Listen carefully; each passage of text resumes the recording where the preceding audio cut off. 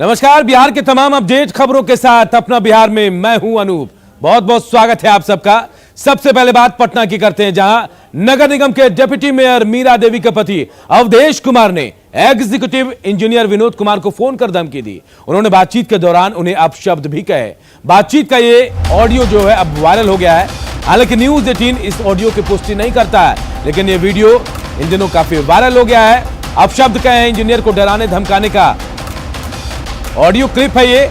मीरा देवी के पति जो डिप्टी मेयर हैं, उनके पति अवधेश कुमार पर यह गंभीर आरोप लगा है वायरल ऑडियो की। हालांकि न्यूज 18 पुष्टि नहीं करता है।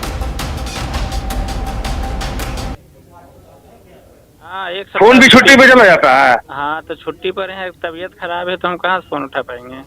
क्या है, अभी कैसे उठा लिए तुम फोन? अभी यही कहा आया तो हम सोचे कि कुछ अर्जेंट होगा इसीलिए उठा। ठीक है, जरूरी होता है डिप्टी मेयर का, जरूरी नहीं समझते हो तुम? तो आपका तो लाइट का रहता है फोन, इसीलिए हमको लगा लाइट आएगा तो दे देंगे आपको। लाइट आएगा तो दे देंगे, इतने रिस्पॉन्स है तुम्हारा कि लाइट आएगा तो दे देंगे। यहाँ बात हुआ क्या मन में है कि नहीं देना है मेरे पार्षद को लाइट है? अरे लाइट रहेगा तो आपको फोन उठा के दे नहीं देंगे। लाइट है नहीं तो कहाँ से दे दे आपको हम। कैसे चल लगा बाकी बाद में कैसे चला गया लाइट? में नहीं गया है, किसी वार्ड में नहीं गया है। देखिए लिस्ट में 6800 एक वार्ड में गया लाइट, गेवे नहीं किया है। आप कोई गलत 3 नंबर में कितना है गया? 3 नंबर में 800 लाइट कैसे गया? अरे गया होगा 4 महीना पहले। आप इतना बड़ा झूठा आदमी है ना। शब्द का इस्तेमाल एक एग्जीक्यूटिव इंजीनियर के लिए शोभा नहीं देता है, समझे ना। अभी तो बोले हैं। हाँ। ये भी सुन लो। हाँ। अब सामने जितना गुस्सा है ना, हाँ। सामने आओगे ना तो वो पटक पटक के मारेंगे। ये भी तो सुन लो। आप हैं मौर्या लोग हाँ। हैं। हम हैं, आ रहे हैं मौर्या लोग, देखते हैं कौन मारता है। हाँ। कितना देर रुकिएगा बताइए? अभी है अभी है। कितना देर रुकिएगा? कितना देर रुकना है बोलो? हम आते हैं 1 घंटा में। हाँ जरूर सर, आओगे। तो देखिए, डिप्टी मेयर के पति का ये वीडियो ऑडियो जो है वायरल हुआ है। हालांकि न्यूज 18 इसकी पुष्टि नहीं करता है, लेकिन इस ऑडियो में अगर थोड़ी भी सच्चाई है तो बेहद शर्मनाक है ये। हमारे सहयोगी अमित सिंह हमारे साथ जुड़े हुए हैं। अमित, इस ऑडियो के वायरल होने के बाद क्या कुछ हड़कंप मचा, क्या कार्रवाई की गई आखिर?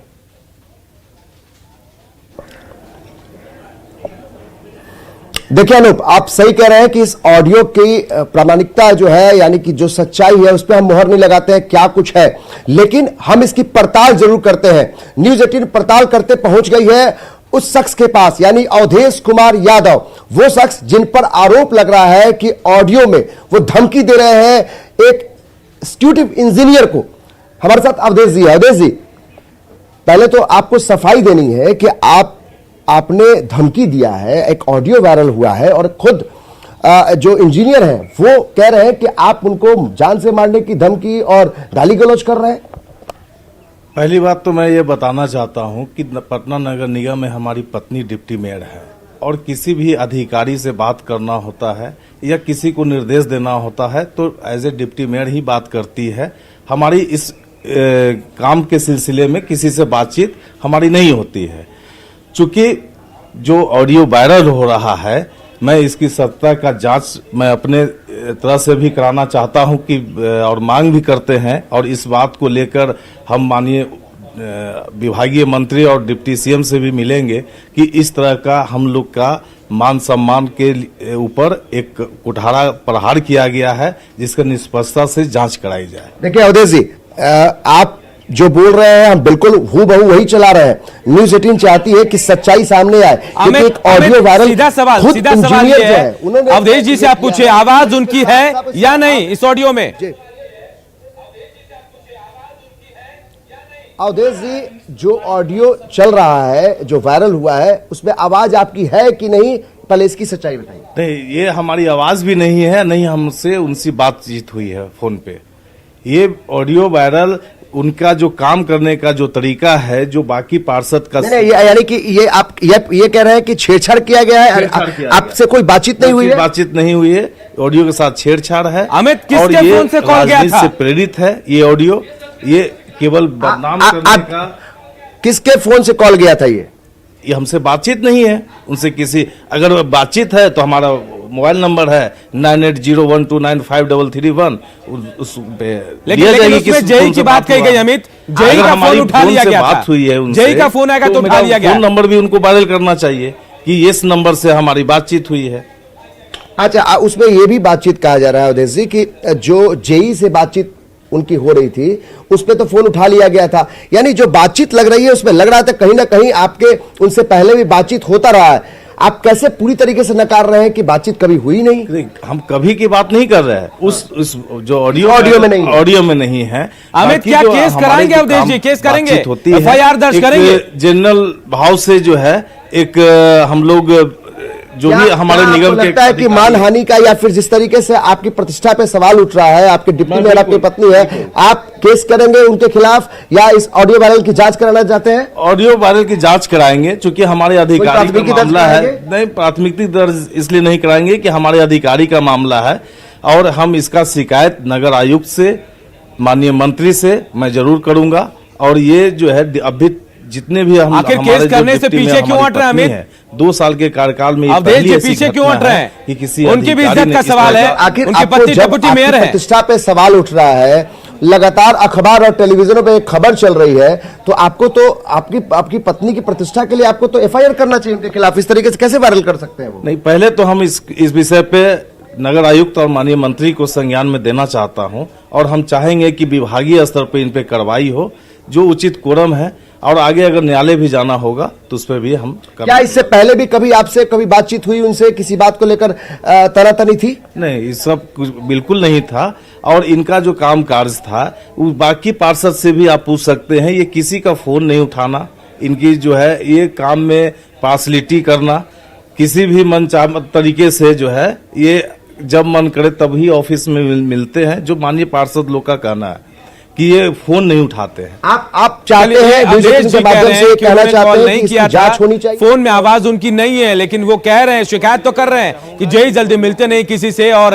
रही बात कई और दूसरी बात भी कह रहे हैं। चलिए थोड़ा इंतजार करते हैं अमित, जब तमाम बातों का खुलासा होगा, जांच होगा, तब सच्चाई निकलकर सामने आएगी। फिलहाल बहुत बहुत शुक्रिया। चलिए बढ़ते आगे और बात भागलपुर की करते हैं। भागलपुर के नवटोलिया में जमीन के लिए 2 गुटों में हिंसक झड़प हुई। शनिवार की देर शाम दोनों पक्षों की ओर से हंगामा और पथराव हुआ। लोगों ने पुलिस के गाड़ी को भी निशाना बनाया, जिसमें गाड़ी को नुकसान हुआ और होमगार्ड के जवान सदन लाल ठाकुर घायल हो गए। इसके अलावा एक पक्ष के एक शख्स को गंभीर चोट आई है। हालात पर काबू करने के लिए पुलिस को लाठीचार्ज का सहारा लेना पड़ा। बताया जा रहा है कि नीतू देवी और तेतर यादव के बीच विवाद चल रहा था और रविवार की सुबह भी दोनों गुटों के बीच झड़प हुई थी।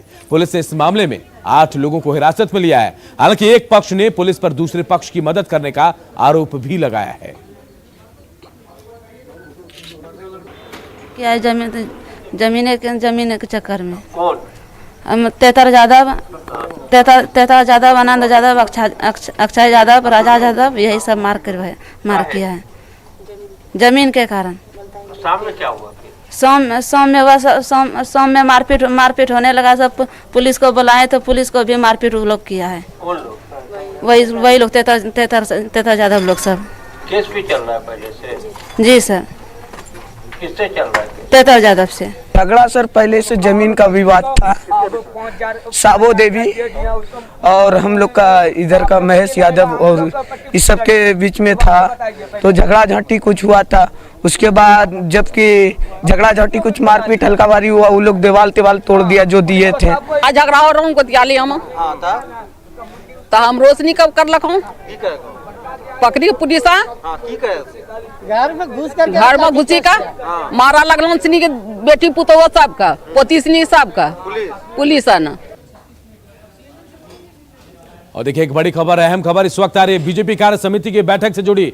यह खबर, आज बैठक का समापन होने वाला है। समापन सत्र को भूपेंद्र यादव संबोधित करने वाले। दोपहर 12:30 बजे भूपेंद्र यादव का संबोधन है। बीजेपी के प्रदेश अध्यक्ष और वरिष्ठ नेता भी इसमें मौजूद रहेंगे।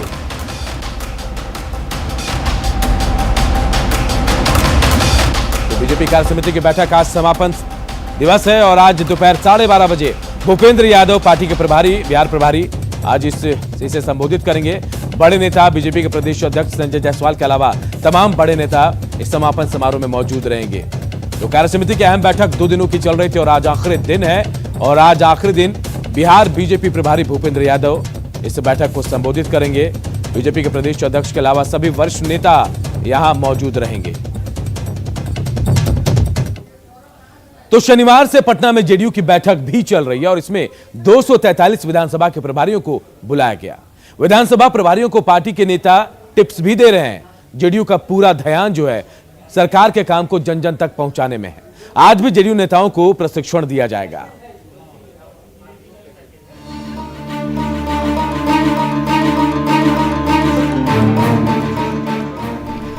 जेडीयू का 2 दिवसीय कार्यकर्ता प्रशिक्षण शिविर पटना में शुरू हुआ। विधानसभा प्रभारियों को राष्ट्रीय अध्यक्ष आरसीपी सिंह और बिहार अध्यक्ष उमेश कुशवाहा टिप्स दे रहे हैं। हम लोग कोई शास्त्रीय समाजवाद की चर्चा नहीं कर रहे हैं। शास्त्रीय हमने बोला क्लासिकल, हम लोग चर्चा कर रहे हैं व्यवहारिक समाजवाद की। और व्यवहारिक समाजवाद आज भी संभव है, जो बिहार में हमारे नेता नीतीश बाबू ने करके दिखाए, और यही हम अपने कार्यकर्ताओं को बता रहे हैं। हमारे जो हमारे प्रभारी हैं, विधानसभा प्रभारी है, दूसरे 43 विधानसभा प्रभारी को हम बुलाए हैं और इसमें जो हमारा जो पार्टी के नीति सिद्धांत कार्यक्रम है और जो हमारी सरकार की जो उपलब्धियां हैं उसको बताएंगे और उनको जो जिम्मेवारी है, जो ये अहम जिम्मेवारी है, उस जिम्मेवारी के बारे में उनको हमारे जो प्रशिक्षक हैं उनको डिटेल से अपना टिप्स देंगे। जेडीयू शिविर को कई मायनों में महत्वपूर्ण माना जा रहा है। खास तौर से कोशिश है कि पार्टी को 2005 से पहले वाले हालात में लाया जाए। ट्रेनिंग के बाद बाहर निकले कुछ विधानसभा प्रभारियों ने न्यूज 18 से अपनी बात साझा की। सरकार का जो योजना है उसको कैसे जमीन पर उतारा जाए और समाजवाद कैसे समाज में लाया जाए, सभी समाज को एकजुट कैसे रखा जाए और सभी समाज इसी की ट्रेनिंग हुई है। आप कहाँ से आए हैं? हम आए हैं गोपालगंज से। क्या ट्रेनिंग मिला और जो पंचायत चुनाव होने वाला है उसको लेके भी कुछ टिप्स मिला है? हमारे माननीय मुख्यमंत्री नीतीश कुमार जी जो विकास किए हैं उस विकास कार्यों को आम जनता तक ले जाना है, इस बात की ट्रेनिंग दी गई है। बिहार के जो निचले लोग हैं, जो सरकार के द्वारा योजना चलाई जा रही है, किनको मिला किनको नहीं मिला, सारे चीज का इन लोग को आज समझाया गया है, ट्रेनिंग दिया गया है कि हम लोग उस तह तक जाएं जहां लोग को किसी तरह का असुविधा ना हो। पंचायत चुनाव के पहले जेडीयू की ये बैठक अहम है। पार्टी का पूरा ध्यान अब सरकार के कामों को जन जन तक ले जाने का है। प्रशिक्षण शिविर का मकसद नए पार्टी पदाधिकारियों को पार्टी की विचारधारा, पार्टी की कार्यशैली और सोशल मीडिया की गतिविधियों से अवगत कराना भी है। न्यूज 18 के लिए पटना से आनंद अमृतराज की रिपोर्ट। इधर केंद्रीय मंत्री गिरिराज सिंह अपने बयानों को लेकर एक बार फिर से सुर्खियों में है। जी हां, गिरिराज सिंह ने एक बार फिर बड़ा बयान दिया है। कार्यक्रम में भाग लेने बेगूसराय गिरिराज सिंह पहुंचे थे। वहां उन्होंने कहा कि जो पदाधिकारी बात नहीं मानते हैं उनकी पिटाई की जानी चाहिए।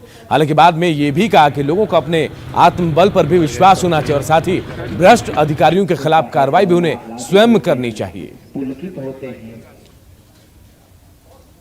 हमें की करिए, देखो न सुनबे नहीं करे छे, नहीं सुने छे तो दो बात से लेकर मारो न, नहीं सुने छे, नहीं किया सुनते। ये शब्द हम नहीं सुनना चाहते हैं, ये नहीं सुने छे, नहीं सुने छे शब्द हम नहीं सुनना चाहते। न हम नाजायज कहेंगे, हम नाजायज बर्दाश्त करेंगे। न किसी अधिकारी को हम नाजायज काम करने के लिए कहते हैं और न किसी अधिकारी के नाजायज नंगा नृत्य को हम बर्दाश्त कर सकते हैं। और देखिए, केंद्रीय मंत्री गिरिराज सिंह के बयान पर सियासत भी तेज हो गई है। विपक्ष ने सरकार और गिरिराज सिंह पर सवाल खड़े किए। वहीं जेडीयू की माने तो गिरिराज सिंह एक सम्मानित नेता हैं और हो सकता है कि उनकी जुबान फिसल गई होगी। केंद्रीय मंत्री गिरिराज सिंह का बयान ये कहीं न कहीं दर्शाता है कि बिहार में विधि व्यवस्था या सुशासन नाम की कोई चीज़ कहीं है नहीं। अगर इस तरह की चीज़ें होती है तो लगातार हम लोग कह रहे हैं, सदन के अंदर भी कहते हैं, सदन के बाहर भी कहते हैं। केंद्रीय मंत्री जैसे ऊंचे पद पर आसीन रहने के बाद ऐसी बयानबाजी मर्यादा के खिलाफ है। हमारे गिरिराज जी भारत सरकार के एक सम्मानित नेता हैं और एक बड़े नेता हैं। ये स्लिप ऑफ टंग होगा, वर्कर लोग होंगे, वर्करों को खुश करने के लिए इस तरह की बात उनके ज़बान से निकल गई होगी। हम नहीं समझते हैं कि इस तरह का बयान इस तरह के बड़े और मजबूत नेता दे सकते हैं। सासाराम के खैरा गांव में जितेंद्र शर्मा ने 2018 में स्टील प्लांट लगाया था, लेकिन अब तक उन्हें बिजली नहीं मिली। प्लांट के लिए 200 केवीए का ट्रांसफार्मर और 60 किलोवाट बिजली की जरूरत थी, लेकिन बिजली विभाग ने 100 केवीए का ट्रांसफार्मर दिया। इतना ही नहीं, 6 महीने के बाद ही बिजली कनेक्शन काट दिया।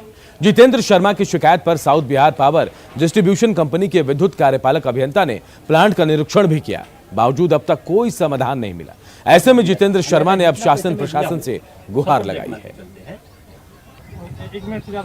मैं यहाँ व्यवसाय किया था, बिजली विभाग में 4,95,000 रुपया मैं ट्रांसफार्मर के लिए दिया, जो कि उन लोगों द्वारा हमें ट्रांसफार्मर 100 के भी एक लगा के दिया मेरे कंपनी में, वो भी पुराना, और लगा करके ये बोला गया था कि आपको ट्रांसफार्मर के कागज दे दिया जाएगा, लेकिन वो कागज आज तक नहीं दे पाए वो लोग। जब मैं ट्रांसफार्मर की मांग किया तो वो लोग मेरा सप्लाई काट दिया। कटिहार का जन औषधि केंद्र लोगों के लिए वरदान साबित हो रहा है। हालांकि इसे और प्रचलित करने के लिए और जागरूकता की जरूरत है। वहां के हालात का जायजा लिया हमारे सहयोगी सुब्रत ने।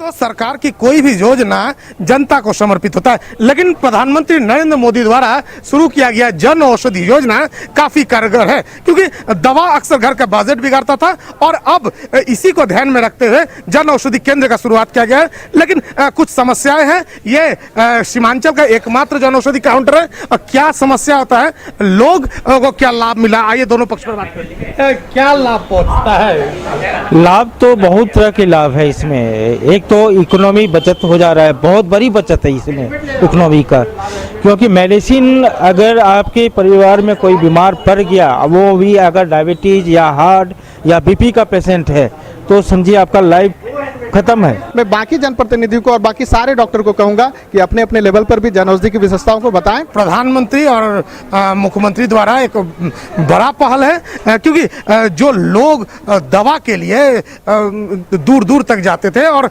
पैसे के अभाव में दवा नहीं ले पाते थे, वो ये काउंटर उन लोग को इस परेशानी से कुछ हद तक ही सही निजात जरूर दिलाएगा।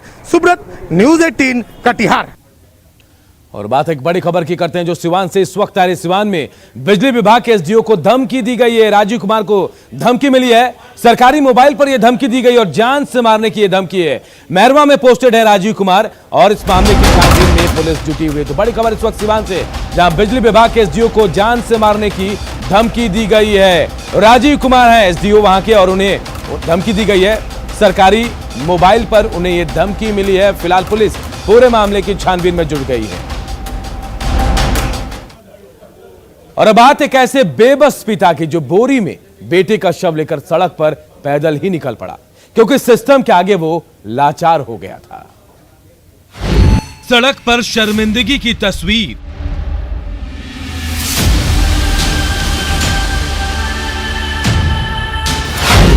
सिस्टम के मुंह पर करारा तमाचा।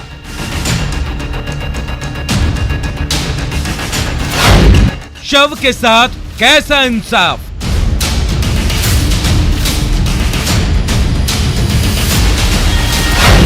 शव के लिए वाहन तक नहीं।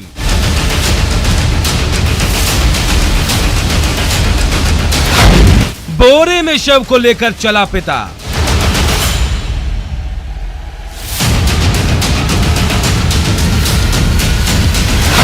खोया बेटा, टूटा भरोसा।